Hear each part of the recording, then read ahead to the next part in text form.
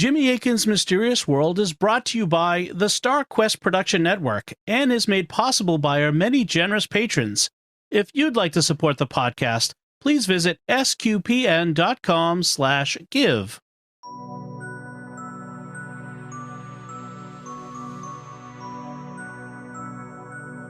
You're listening to episode 240 of Jimmy Akin's Mysterious World, where we look at mysteries from the twin perspectives of faith and reason. In this episode, we're talking about the mystery of the ancient Egyptian afterlife. I'm Dom Bettinelli, and joining me today is Jimmy Akin. Hey, Jimmy. Howdy, Dom. The idea of the afterlife is a human universal. It appears in all human cultures, all the way through human history, all over the world. This was as true for the ancient Egyptians as much as any other group. But the ancient Egyptians were fascinated with death. When a new pharaoh took office, he began building the tomb that would be his home in the next world. And common people were just as concerned about their own afterlives as the pharaoh, because the Egyptian afterlife contained frightening experiences. So what did the Egyptians believe happened to us in the afterlife? What did people need to do to survive the afterlife? And what happened to those who didn't?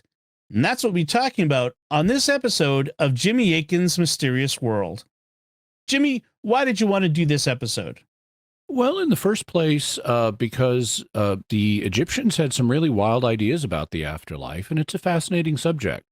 Also, we've had requests from listeners to do more Egyptian mysteries on the show, and because I was able to obtain an interview with a world-famous Egyptologist. His name is Dr. Bob Breyer, and I've been a fan of his for a long time. I've been through his Great Courses series on the history of ancient Egypt multiple times, and I highly recommend it, and we'll have a link to where you can get a copy for yourself. Jimmy, as a refresher, what are some of the Egyptian mysteries we've covered before? Way back in episode 6, we talked about the Egyptian pyramids, and then in episode 28, we talked about Akhenaten, the heretic pharaoh. In episode 42, we discussed whether King Tutankhamun was murdered, an idea that Dr. Breyer himself explored in his book, The Murder of Tutankhamun, which we'll also have a link to. In episode 89, we talked about the Black Magic Harem conspiracy against Pharaoh Ramesses III. In episode 166, we talked about the biblical exodus of the Israelites from Egypt. And today we'll be talking with Dr. Breyer about the Egyptian afterlife, and then next week we'll be talking with him about mummies. So is there anything sensitive in these episodes that listeners should know about? Well, the Egyptian afterlife contained some scary experiences, but nothing that bad. The worst thing that would happen to you is that if you failed to survive the afterlife, you'd simply stop existing, in which case you wouldn't have to worry about anything ever again. Also, while the ancient Egyptians may have believed these things about the afterlife, modern audiences don't believe them. I don't, and I'm sure that the typical listener doesn't either. So I don't think that the afterlife episode will be particularly disturbing unless you're really, really sensitive or something. And what about next week's episode on mummies? Well, we will be talking about dead bodies, but as always on Mysterious World, we'll be keeping things clinical. We will briefly see some pictures of unwrapped mummies in the video version of the podcast. Also, we'll be discussing how the Egyptians got the brain out of the body when they were mummifying it. Little boys all over the world know, based on what they've heard, that they got the brain out through the nose. That's just the kind of detail that little boys love to know. Well, next week, we will briefly mention what they typically don't know, which is how they got the brain out through the nose. But it's a really it's not what you would think. And it's a really brief mention, but, there might be a kind of momentary, ooh, but nothing more than that. On Mysterious World, we usually analyze mysteries from the twin perspectives of faith and reason. How do those relate to our topic today? Today's interview is essentially one long look at the Egyptian afterlife from the reason perspective. That is, what we've learned from archaeology about what the Egyptians believed. When it comes to the faith perspective, we really don't need to say much. The Egyptians had a different faith, and so they had different ideas about the afterlife. It's interesting to know about them and how they were similar to and different from Jewish and Christian beliefs. but it's a fundamentally different religion, so we don't need to respond to it in detail from the faith perspective. This is what they believe, but not what we believe. Okay, so before we get to that interview with Dr. Breyer, we'd like to take a moment to thank our patrons who make this show possible, including Albert A., Scott H., Dan F., Nancy A., and James C. Their generous donations at sqpn.com/give make it possible for us to continue Jimmy Akin's Mysterious World and all the shows at StarQuest, and you can join them by visiting sqpn.com/give. Jimmy Akin's Mysterious World is also brought to you in part through the generous support of our sponsors, including Aaron Ferguson Electric and Automation at aaronv.com, AARONV.com, making connections for life for your automation and smart home needs in North and Central Florida. And by Catechism Class, a dynamic weekly podcast journey through the Catechism of the Catholic Church by Greg and Jennifer Willits. It's the best book club, coffee talk, and faith study group all rolled into one. Find it in any podcast directory. And without any further ado, let's go to your interview about the Egyptian afterlife with Dr. Bob Brier. Dr. Bob Breyer has traveled the world and published more than 10 books on the topics of Egyptology and mummies. Affectionately known as Mr. Mummy, Dr. Breyer is recognized as one of the world's foremost experts on mummies and Egyptology. As Senior Research Fellow at Long Island University in Brookville, New York, he has conducted pioneering research in mummification practices and has investigated some of the world's most famous mummies, including King Tut, Vladimir Lenin, Ramses the Great, Eva Peron, the Chinese noblewoman Marquise Tai, and the Medici family of Renaissance Italy. He is the author of The Murder of Tutankhamun, which we covered in episode 42 of Mysterious World, and his latest book is Tutankhamun and the Tomb That Changed the World. Dr. Bob Breyer, welcome to Jimmy Akin's Mysterious World. Thank you, Jimmy.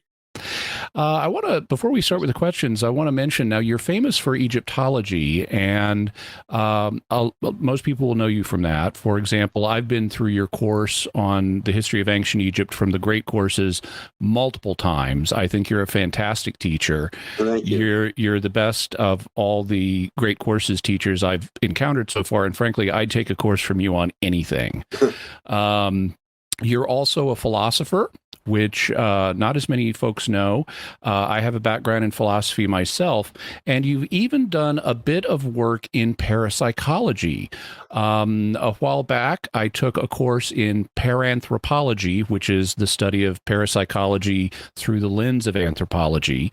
And one of our main textbook for that course was the Proceedings of an International Conference, Parapsychology and Anthropology, that was conducted in England in 1973. And you were one of the participants. You delivered a paper called Parapsychological Principles from Anthropological Studies, and I had a delight reading that, as well as your interactions in the discussion sections after all the people delivered their papers. So well, that's from my distant past, Jimmy. Yeah, you've got quite a diversity of interests. Yes.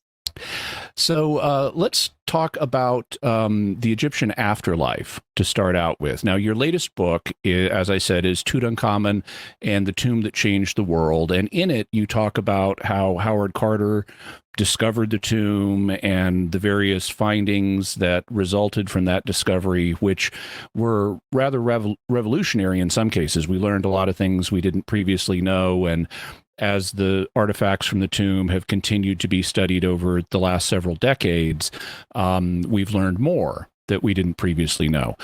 But the Egyptians were obviously very concerned about the idea of the afterlife. You know, they spent all this efforts building pyramids and tombs and engaging in mummification practices. How do we know what they believed about the afterlife?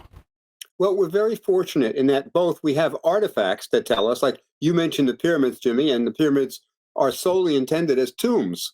They're to protect the body for resurrection in the next world. So we have objects that tell us a lot about ancient Egyptian belief in life after death.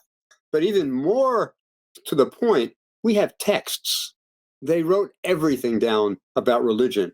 So, for example, in the Valley of the Kings, on the walls of the pharaoh's tombs, are texts that tell us what they thought the afterlife would be like, what they thought the journey to the next world would be like. And we have things like, even in Tutankhamun's tomb, his mummy was encased in 3 coffins, nested coffins, and they were to protect the body. But then that was encased in nested shrines. And on those shrines, on those golden shrines, were texts, religious texts, telling us about the next world. So we have loads of texts about that. Even the Book of the Dead is a papyrus that tells us all about it. So we have loads of material about the Egyptians. That's one thing we have plenty of. So my understanding is that the earliest texts that we have describing the Egyptian afterlife are what are sometimes called the pyramid texts, which were written on and illustrated on the walls of various pyramids, like in the Old Kingdom. And then after the Old Kingdom fell apart and we had the first intermediate period, the tombs were robbed, the pyramids were opened, people saw the pyramid texts, and they wanted to kind of get in on the action. And so they started writing the same sort of material, but on the coffins or sarcophagi that people were buried in. And so these are what are known as the coffin texts. And then later, people started writing them on papyrus scrolls that would be buried with the dead. And these are what are known as books of the dead, just means a book that's owned by a dead person. But what would these texts do? I mean, obviously they would describe the afterlife, but why would a person want to be buried with one? Well, as you mentioned, the pyramid texts are the first texts that we have that are the religious texts for the next world. And they deal with different phases that the pharaoh is going to go through as he journeys to the next world, as he is accepted by the gods in the next world, and finally resurrected in the next world. So these texts are going to help him figure out how to behave, what to do. They have magical spells that he's going to utter at different stages in his journey to the next world. So they're going to make sure that the pharaoh knows everything he needs to know to get to the next world. Now, those pyramid texts that you mentioned are not only the first religious texts we have about the next world, but they're the first large body of writing in the world. There's no large body of writing on one subject in the world that's earlier than the pyramid texts. And that's an indication, I think, of just how important the next world was to the Egyptians. Now, as you mentioned, at some point, the pyramids were looted. And everybody saw these texts on the walls of the pharaohs, and they wanted them too. If they're going to guarantee you immortality, well, I want a piece of that too. So everybody wanted these texts, but they couldn't afford a pyramid. So that's when they put them on their coffins. And it's the same spells pretty much, but written on the coffins. But the problem with a coffin is, of course, it's not as big as a pyramid. You can't fit all the spells on a coffin. And that's why they went to the Book of the Dead, because you can have a papyrus as long as you want, and you can put all the spells you want on it, and you can even draw pictures and paintings and things like that to illustrate it. So it's a natural transition, but it shows that for over 2,000 years, the Egyptians were really honed in, really focused on resurrecting in the next world. The one thing I've wondered about, because a lot of people in the ancient world, including in Egypt, were illiterate, meaning they couldn't read. And so if I'm an ordinary commoner and I'm not trained to read, how am I going to use my Book of the Dead if I can't read the spells in it to make it to the next world? Would they just kind of have a magical effect even though I'm not able to read them? Or do you know what Egyptians thought about that? Yeah, well, first of all, if you're an ordinary commoner and can't read, you can't afford a Book of the Dead. It's really for the elites. Not everybody had a Book of the Dead. So it's really for the elites who could read. It was an expensive thing to buy a Book of the Dead. It took a scribe or a team of scribes even. You had someone writing the text, you had someone else illustrating it. It could take as long as a year to do a nice Book of the Dead. So not everybody had a Book of the Dead. Now, if you were illiterate, you'd of course want everything you could get to help you into the next world. So you might have magical amulets. You could be buried with some magical amulets that would help you resurrect. So for example, there's a little amulet that's a headrest, and you would be buried with that behind your neck. So when you got to the next world, you could lift your head up and see where you were and what to do. So it was sort of different strokes for different folks. Now, the Egyptians had a very long civilization before they, were conquered by the Greeks and then later the Romans. From the early dynastic period to the turn of the age, the AD or the Common Era, it was more than 3,000 years. Did their views of the afterlife change in that period, or were they pretty consistent? Oh, they were pretty consistent. As a matter of fact, I think the Egyptians were probably the most conservative nation in the history of the world. And when I say conservative, I mean in terms of resisting change. They wanted it to be the same. They were the greatest nation in the world for thousands of years. And if it's not broke, don't fix it. And this is why the Egyptians didn't adopt many innovations from other countries that would have been very beneficial. So, for example, the Egyptians never picked up on the wheel. They never made full use of the wheel. They eventually had it for chariots after they were conquered by the Hyksos, and so this thing's really good. But they never really used it for transporting things. They didn't have carts and things like that. They still continued to pull their things on sleds. And they never used horses as, say, beasts of burden or rode them. They were just for pulling chariots, as they saw the Hyksos had. So it's really quite conservative. And their belief in life after death really didn't change for 3,000 years. Now, in the West, people tend to think of a human being, at least traditionally, as composed of a body and a soul. And when you die, your body and your soul separate. As the letter of James says in the New Testament, the body without the soul is dead. But the Egyptian view of human nature was more complex than that. They thought that there was more than just the body and the soul. What did they believe about what a human being was composed of?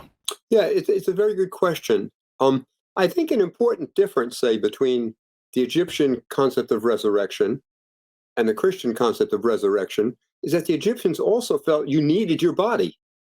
It was a physical resurrection of the actual body that you have on this earth that's going to resurrect. That's why they mummified. So part of a person is his body. And another part is what they called the Ba, B-A. And this was really what we would call your personality. It's what makes you, you. And then, in addition, there was an extra feature called the Ka, K-A, which was kind of like a spiritual double, almost like a doppelganger, a shadowy outline of you. And you needed all of this together to resurrect in the next world. There's a wonderful, wonderful, wonderful text called A Report of a Dispute Between a Man and His Ba. It's about this guy who's living in hard times, and he's thinking about killing himself. And his Ba, his personality, his soul, says to him, don't do it. If you kill yourself, I'm going to desert you, and you're not going to resurrect in the next world. And then the guy sort of tries to talk his Ba into, no, let me kill myself, but I'll build a tomb for you that will be the envy of every Ba in Egypt. So he's saying, hey, stay with me. And the Ba says, no, you can't kill yourself. And then the papyrus breaks off at the end, so we don't know what happened. But I suspect it's a kind of resolution where the man decides, no, I won't kill myself. Things aren't so bad. And the Ba decides to stay with him. But for the Egyptian, you had to have it all together or you were in trouble. So that's a difference then between Egyptian belief about resurrection and Judeo-Christian belief, where your body can totally fall apart, dust thou art and to dust thou shalt return. You don't need the body because God can put it all back together. Whereas for Egyptians, you don't want the body turning into dust. You want to keep it together. Did they have fail-safe plans in case something happened to your body that you could, like I've read or heard of Egyptians having sort of surrogate bodies that they could use in case something happened to their actual body. Is that the case? Yes, some, very wealthy, of course, would have what we call a Ka statue. It's literally a life-size statue of you. And the hope was that if something happens to your body, and they were aware of tomb robbers, and that was the biggest threat to your body. Tomb robbers getting into your tomb, rummaging through the body, looking for amulets and gold and bracelets and things like that, and destroying the body. So as a plan B, if you're wealthy enough, you could have a Ka statue, which was a double of you, and the Ba could dwell inside that statue if the body were destroyed. So that was a plan B. So they were always thinking about how to get to the next world. Mhm. So the different parts of a human being, the body, the ka, the ba, Right. in their view, these are all going to eventually be reunited in some way in a resurrection event. Exactly. Now, in the Judeo-Christian conception, resurrection is an event that's typically thought to occur in the future, in the Messianic age, or at the end of the world. Was the Egyptian belief about the timing of resurrection similar to that? Was there a future point where everybody gets resurrected, or was it something else? No, it's something else. It's something else. In Judeo-Christian tradition, it's almost a communal event. The resurrection. It's everybody's going to get up and go at the same time. In Egyptian, no, it's every man for himself. You're going to resurrect on your own. Your resurrection has nothing to do with anyone else's resurrection. So we don't know how long it took, though. For example, we don't have a messianic event that's going to happen or anything like that. We don't know, for example, how long the body is supposed to stay in the tomb. Is it going to stay there for 70 days? Is it going to stay there for 100 days? Is it going to stay there for 1,000 years? How long does it take before the body resurrects? They never said anything about that, so we don't know. So is it possible that some of them thought, hey, that pharaoh that lived 1,000 years ago, he's probably up in his tomb, relaxing and reading his tomb walls? Or was it generally assumed that they were probably still in an inanimate state? No, I don't know what they thought. I really don't know what they thought. But, one thing that happened is when you resurrect, you're in the West.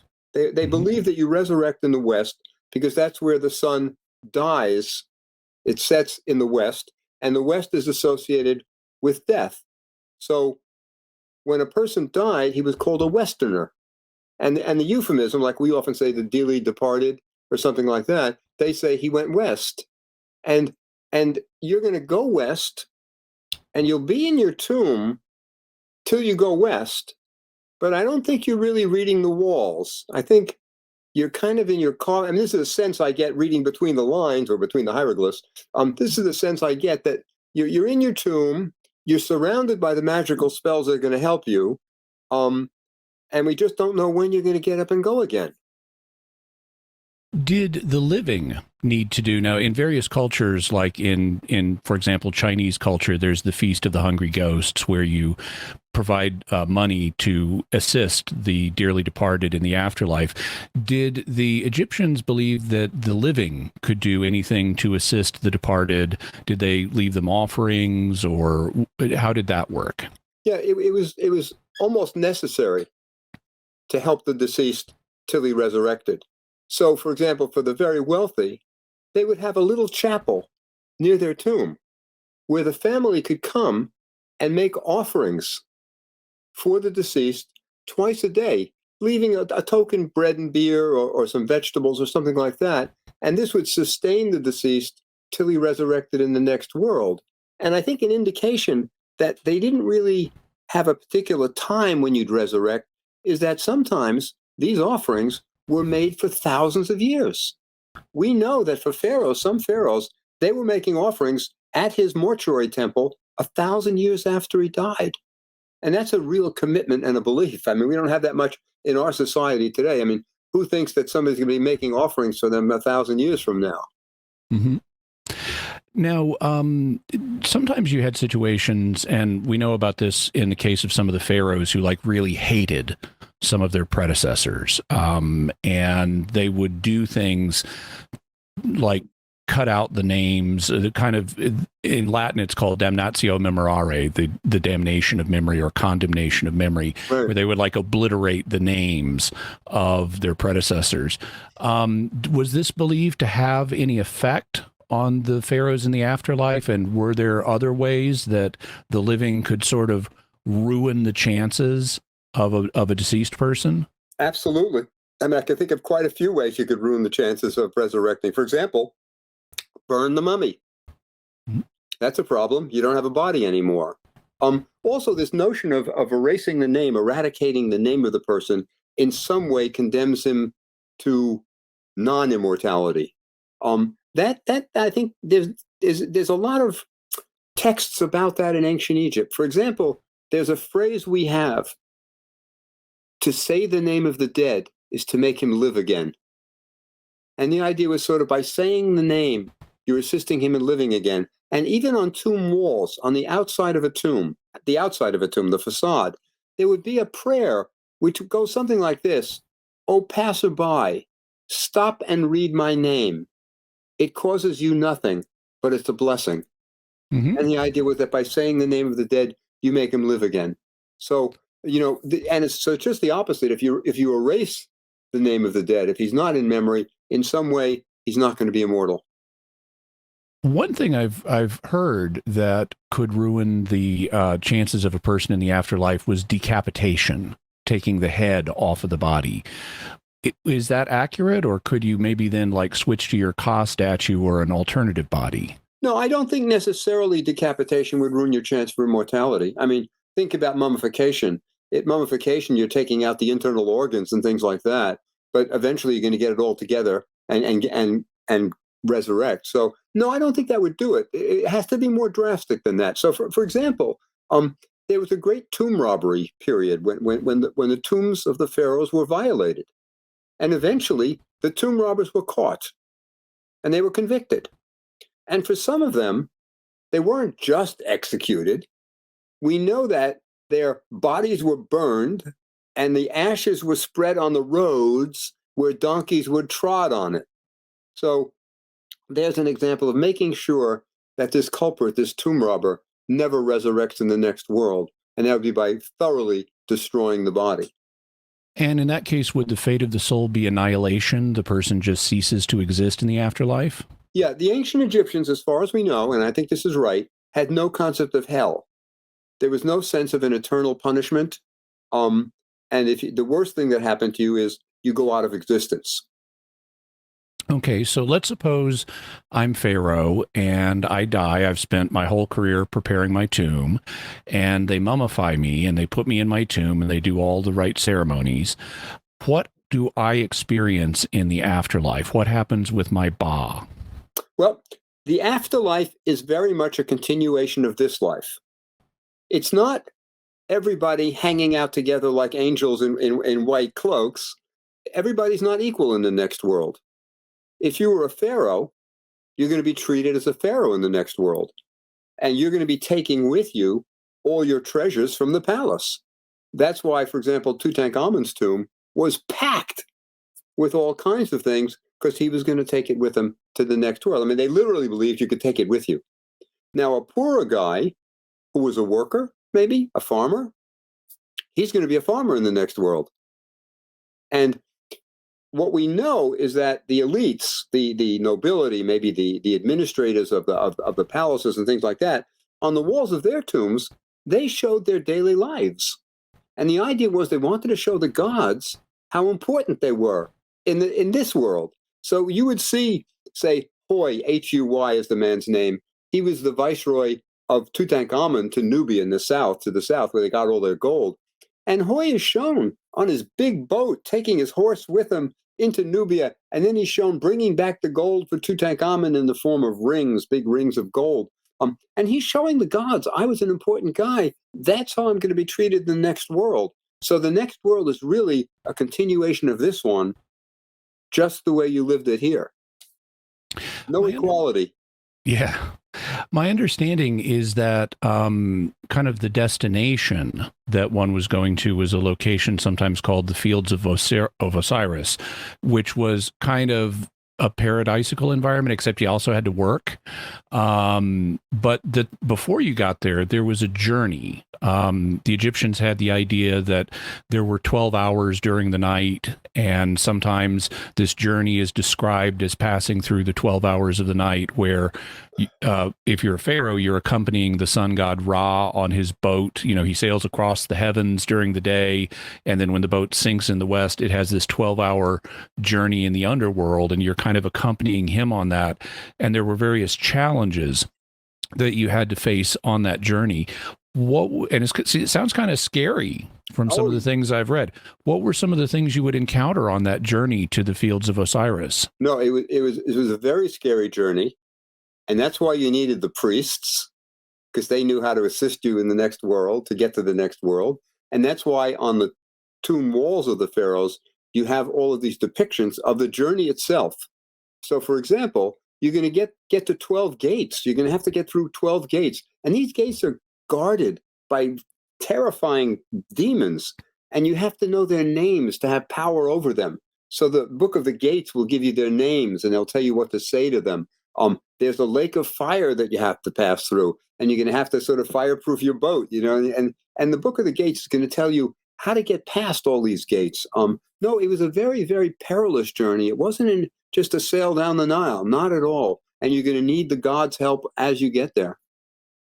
One of the famous experiences that's reported for the journey that we see on different walls and so forth is a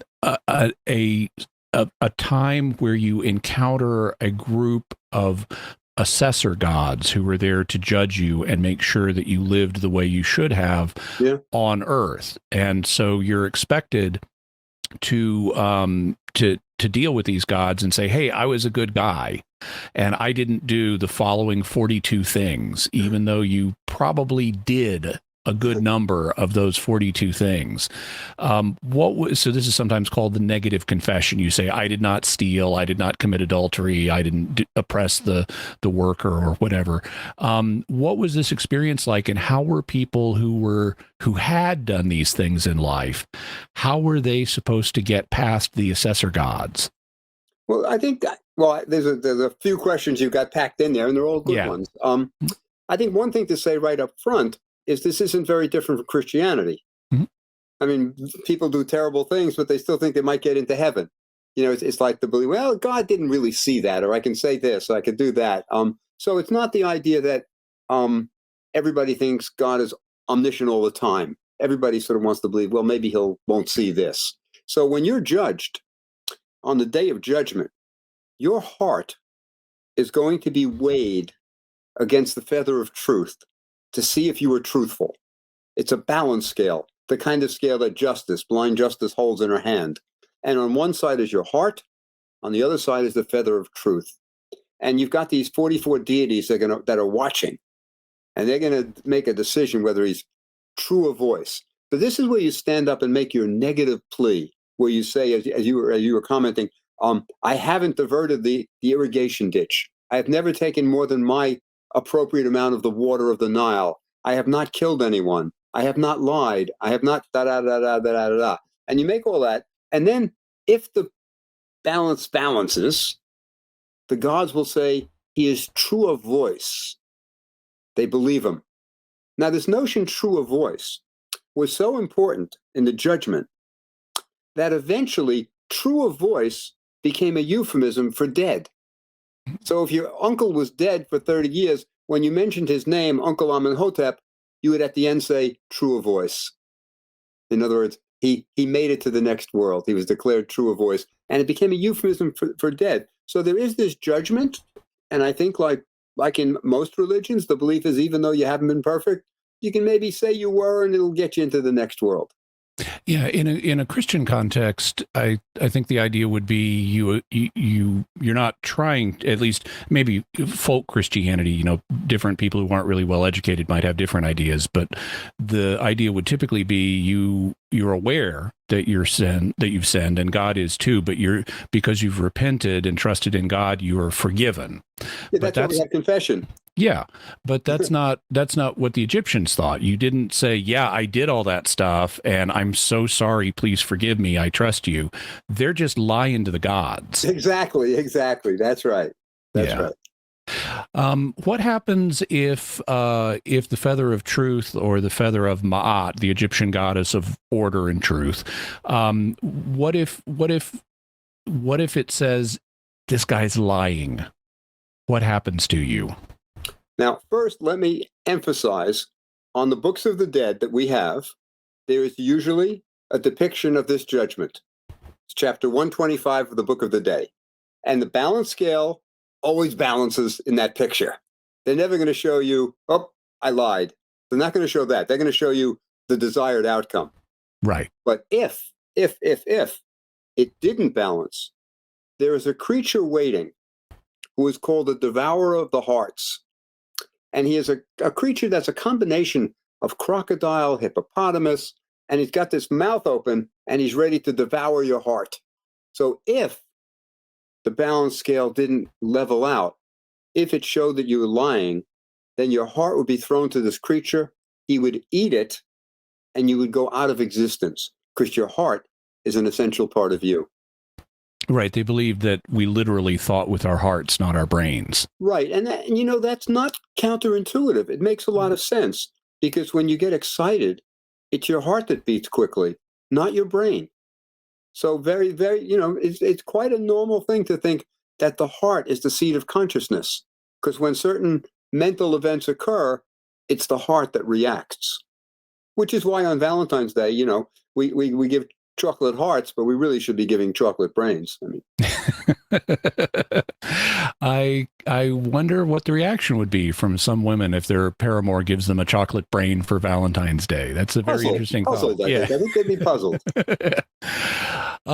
Okay, so suppose I'm Pharaoh and I've made it through the negative confession and I make it through the 12 hours of the night with Ra on his boat, and I arrive at the fields of Osiris.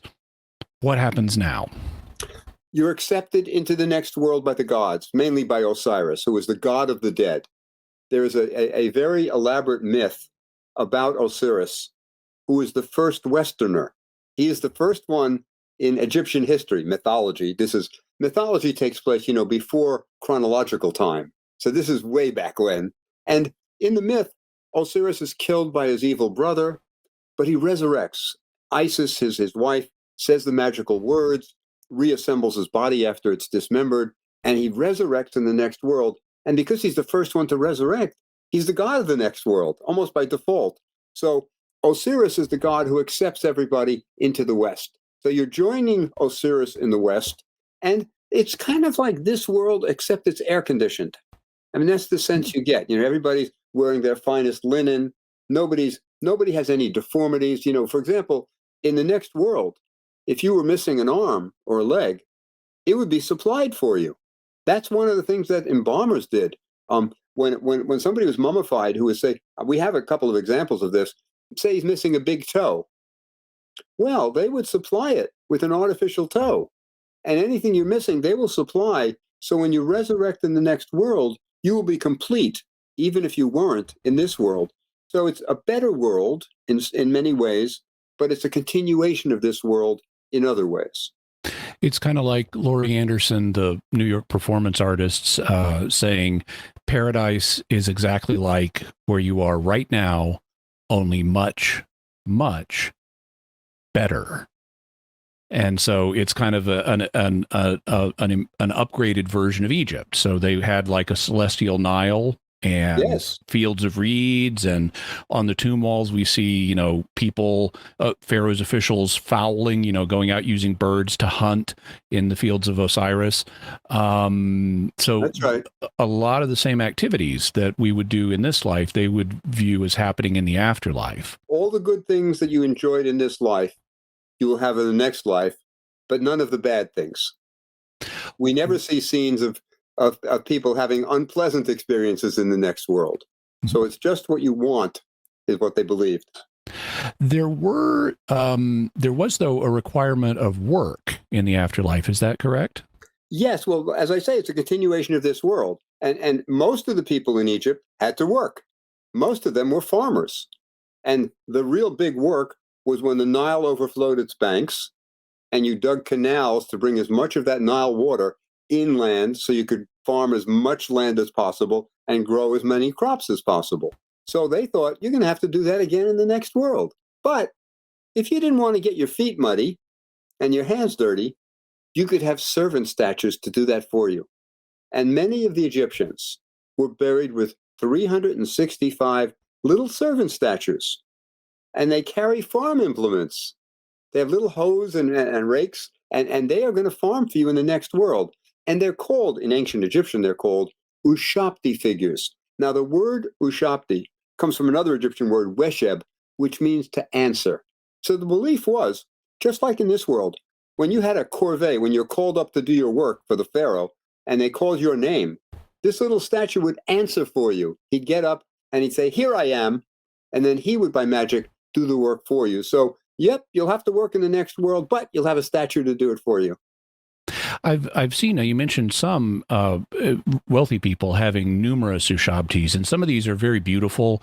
You see them in museums like in the Egyptian Museum in Cairo and others. Right. They're often made of a kind of blue faience, so they're very pretty to look at, or at least the well-made ones. But then ordinary people, poor people, have sometimes very simple ushabtis and only like one or two of them. And I sympathize for they're basically slaves, people who do work for you so that you don't have to. But I can just imagine a beaten down Egyptian who's been a poor person all his life, and it's like, I just want one or two ushabtis to work for me in the afterlife so I can get a little bit of rest. And I find that, a very human thing. Oh, absolutely. And, you mentioned a different quality of ushabti statues. For example, Tutankhamun's ushabti statues, each one's an individual sculpture of him. They're made out of wood, and they have his features. And they're just little masterpieces, each one. Now, the poor guy, of course, isn't going to have that. But even if you're a lowly farmer, you could get your neighbor, maybe, who's a potter, to make you 365 little statues that they're pretty crude. They look like cigars. They're made in molds, and they're just made out of mud. They're dried mud. But at least you're going to the next world with your little ushabti statues. Yeah. And this is another difference between Egyptian belief about the afterlife and Judeo-Christian belief, where in Judeo-Christian circles, the afterlife is described as entering into God's rest. So Yes. The idea is you've worked all your life, and Right. now you get to rest. Mhm. Whereas in Egyptian afterlife, well, you've worked all your life, and now you get to work some more, unless you've got the ushabtis to help you out. Yeah, I think what's fair to say is that in the ancient Egyptian belief in the afterlife, it's not quite such a qualitative difference. The existence is going to be basically the same activities, the same this, whereas in Judeo-Christian, it's a qualitative, it's a real difference in the next world in terms of what you're going to be doing and the kind of person you're going to be. I mean, there are no murderers in heaven. Oh, that's good to know. Anything else we should know about the afterlife itself before we talk about mummies? Well, I think the afterlife is kind of a projection of what everybody wanted. I mean, think about it. If you're king, what's the best possible thing? To continue being king. And if you're a farmer, well, we're more realistic. I'm still going to be a farmer, but I'm not going to have to do the work myself. And it's going to be all air conditioned. And there'll be plenty of food for everybody. So I think it's a projection of what you want. And that's what the afterlife is. All right, that does it for today's interview with Dr. Bob Breyer about the Egyptian afterlife. Jimmy, is there anything else we should say before we go? I'd just like to thank Dr. Breyer for appearing on today's program, and I think the listeners will find next week's episodes on mummies fascinating as well, especially because there's a twist in the episode that you may not see coming. Excellent. So, Jimmy, what further resources can we offer to the listeners and viewers? We'll have links to Dr. Breyer's book, Tutankhamun and the Tomb That Changed the World, also his book, The Murder of Tutankhamun, a link to his great courses, History of Ancient Egypt program, the audio version of that course, also his author page on Amazon, and his personal webpage. Excellent. So that's it from us this time. What are your theories about the mystery of the ancient Egyptian afterlife? And you can let us know by visiting sqpn.com, the Jimmy Akin's Mysterious World Facebook page, sending an email to mysterious@sqpn.com, sending a tweet to @MYS_world, visit the StarQuest Discord community at sqpn.com/discord, or call our mysterious feedback line, 619-738-4515. That's 619-738-4515. And I want to say a special word of thanks to Oasis Studio 7 for the video and animation work they do on this episode. You can check out what they do by going to my YouTube channel, youtube.com/Jimmy Akin, where we have the video version of the podcast as well as other videos I do. And while you're there, I I am trying to grow my channel. So I'd really appreciate it if you would subscribe and hit the bell notification so that you always get a notification whenever I have a new video, whether it's Mysterious World or something else. So, Jimmy, what's our next episode going to be about? Next week, Dr. Bob Breyer will be back, and we'll be learning all about Egyptian mummies. What are the famous mummies in the Bible? How did they make mummies? And what has modern science revealed about the process? Looking forward to that. Folks, be sure to get your very own Mysterious World t-shirt or mug or sticker or so much else in our merchandise shop at sqpn.com/merch. You can find links to Jimmy's resources from our discussion and links to the mysterious headlines on our show notes at mysterious.fm/240. And remember, to help us continue to produce the podcast, please visit sqpn.com/give. Jimmy Akin's Mysterious World is also brought to you by Fearvento Law PLLC, now assisting clients with expungements and set-asides of Michigan convictions. To learn more, call 231-202-3321 or go to fearventolaw.com, FIORVENTO law.com. And by delivercontacts.com, offering contact lenses at low prices with free delivery. Visit delivercontacts.com. Until next time, Jimmy Akin, thank you for exploring with us our mysterious world. Thanks, Dom. And once again, I'm Dom Bettinelli. Thank you for listening to Jimmy Akin's Mysterious World on StarQuest.